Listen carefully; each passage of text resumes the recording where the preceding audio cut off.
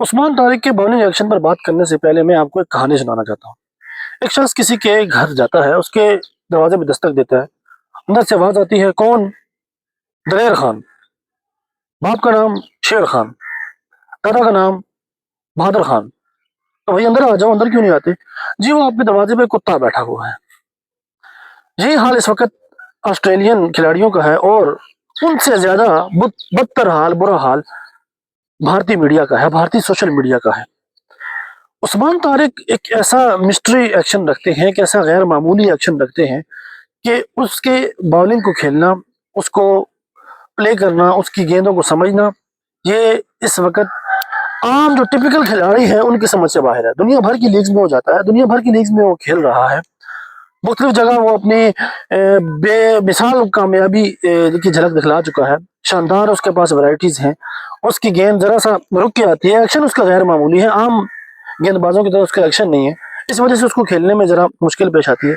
اور اس کی بنیاد پر اب بھارتی میڈیا، سوشل میڈیا آئی سی سی کو ٹیگ کر کر کے، مینشن کر کر کے ایک ہی بات بار بار اس کو پھر آ رہے ہیں کہ جی یہ غیر قانونی ہے، غیر قانونی ہے۔ ان کو میں ان کی یاد دہانی کے لیے تھوڑا سا ماضی میں لے کے چلتا ہوں۔ ایشون کا باؤلنگ ایکشن ہمیشہ سے شکوک و شبہات کی زد میں رہا ہے، لیکن کبھی بھارتی شائقین نے، بھارتی کھلاڑیوں نے، بھارتی سوشل میڈیا نے اس کے اوپر آواز بلند نہیں کی۔ ہمیشہ یہی کہا کہ ایکشن جو ہے ایشون کا وہ خراب نہیں ہے، ایشون بالکل ٹھیک کرتا ہے بالنگ، اور کبھی میرے خیال میں ایشون کو آئی سی سی کی لیب میں بھیجا ہی نہیں گیا۔ بمراہ کے اوپر ہمیشہ سے اعتراضات ہوتے ہیں، آسٹریلین میڈیا کرتا ہے، آسٹریلین کھلاڑی کرتے ہیں، اور کہا یہ جاتا ہے جی کہ بمراہ کا تو ایکشن ہے ہی ایسا، بمراہ کا تو بازو ایسا ہے، اس وجہ سے اس کا ایکشن ایسا ہے، اور اس وجہ سے اس کو چھوڑ دی جاتی ہے۔ تو عثمان طارق ورلڈ کپ میں ہمارا ایک شاندار قسم کا ایک ہتھیار ثابت ہونے والا ہے، ایک شاندار قسم کا وہ ورلڈ کپ کے اندر پاکستان کی اہم کامیابی میں کردار ادا کرنے والا ہے۔ تو ان تمام شائقین کو، جو بھارتی ہیں، جو انڈینز ہیں، جو سوشل میڈیا پہ بیٹھے ہوئے ہیں، آئی سی سی کو ٹیگ کر رہے ہیں، میں ان کو ایک بات یاد دلانا چاہتا ہوں کہ حضور والا عثمان طارق اس سے قبل 2 مرتبہ آپ جیسے لوگوں کی ہی شکایتوں پر آئی سی سی کی لیب میں جا کر اپنا ایکشن درست کروا چکا ہے۔ اعتراضات ہوتے ہیں، اس کو بالنگ سے روک دیا جاتا ہے، پھر وہ جاتا ہے آئی سی سی کی لیب میں، اور وہاں جا کے دوبارہ سے وہ اپنا ایکشن کلیئر کرواتا ہے، اور آئی سی سی کی طرف سے اجازت ملنے کے بعد پھر وہ دوبارہ میدان کے اندر آتا ہے۔ اب کیمرون گرین کو دیکھ لیں، بھائی ہوگا 40 کروڑ کا آپ کے پیسوں میں، پاکستانی پیسوں میں بنتے ہیں 80-90 کروڑ، لیکن مائی فٹ کھیلے بھائی آگے، آپ پچ نہیں پڑھ پاتے، آپ کے لیے موسم سازگار نہیں ہے، آپ کا جس دیش میں آئے ہوئے ہیں، جس ملک میں آئے ہوئے ہیں، آپ اس دیش کی آب و ہوا کو نہیں سمجھ پاتے ہیں، آپ اسپنرز کے ہاتھ سے گیند نکل رہی ہے، گھوم رہی ہے، آپ اس گیند کو نہیں سمجھ پاتے، آپ آ کے یوں یوں کرنے لگ پڑتے ہیں، آپ یوں کہتے ہیں کہ بھائی وہ بٹا مار رہے ہیں، وہ یہ کر رہے ہیں، وہ کر رہے ہیں۔ تو حضور آپ اپنے منجی تلے ڈانگ پھیریں، آپ اپنے گریبان میں جھانکیں، آپ اپنی اسپن کھیلنے کی جو آپ کے اندر صلاحیت ہے آپ اس کو امپروو کریں۔ بھارتیوں کو تو جان کے لالے پڑ گئے کہ بھائی ہمارا 80-90 کروڑ کا جو کھلاڑی ہے، پاکستان نے اس کی مٹی رول کے رکھ دی ہے، آتما رول کے رکھ دی ہے، اور بالکل ٹھیک کیا ہے۔ البتہ پاکستان کرکٹ انتظامیہ سے میں یہ درخواست ضرور کروں گا کہ حضور والا میرا خیال ہے عثمان طارق ہمارا شاندار ہتھیار ثابت ہو سکتا ہے، تو اس کو کم از کم ورلڈ کپ کے اہم میچز کے لیے سنبھال کے رکھیں، بھارت کے خلاف میدان میں اتاریں، اہم میچ کھلائیں۔ اور میں یہ سمجھتا ہوں کہ اگر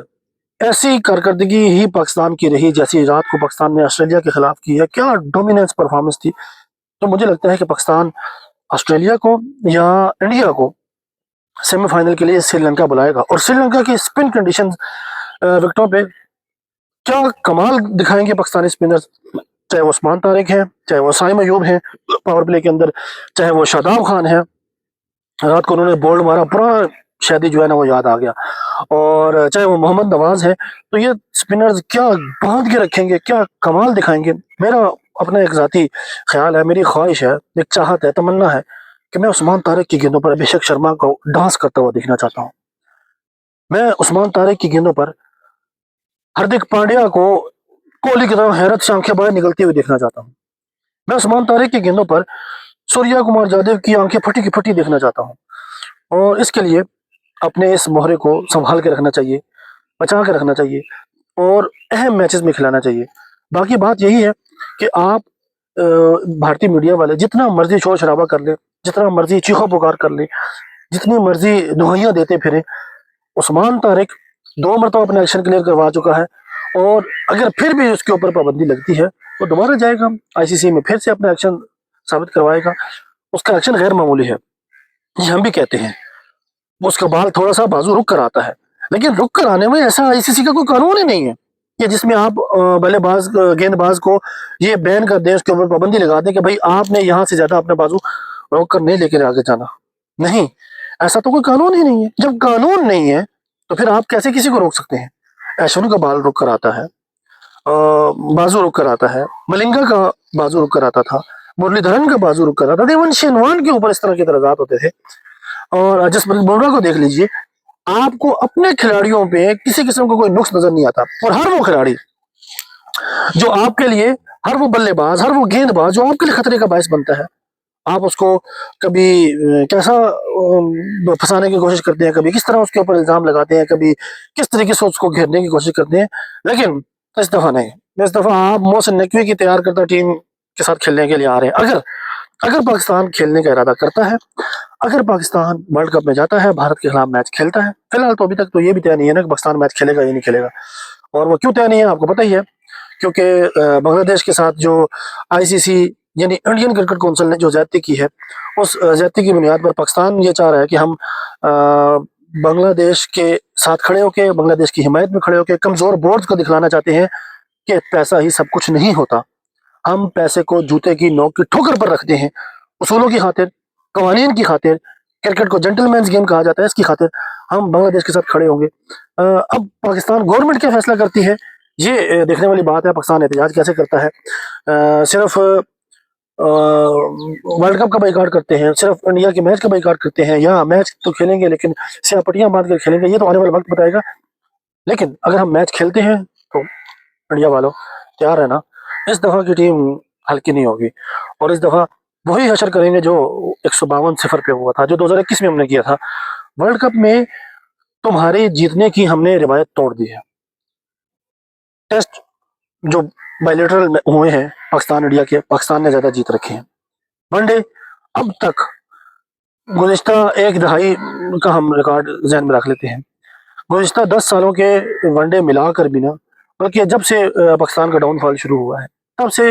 بھارت ڈومینیٹ کر رہا ہے، لیکن اس کے باوجود اب بھی باہمی مقابلوں میں پاکستان کا پلڑا بھاری ہے۔ صرف T20 میں آپ آ گئے ہیں، ٹھیک ہے، اگر ہم نے ورلڈ کپ میں تمہارے جیتنے کی جو اسٹریک ہے وہ توڑ دی ہے تو یاد رکھو اس ورلڈ کپ میں بھی تمہارے لیے بہت خطرے کی بات ہونے والی ہے۔ سو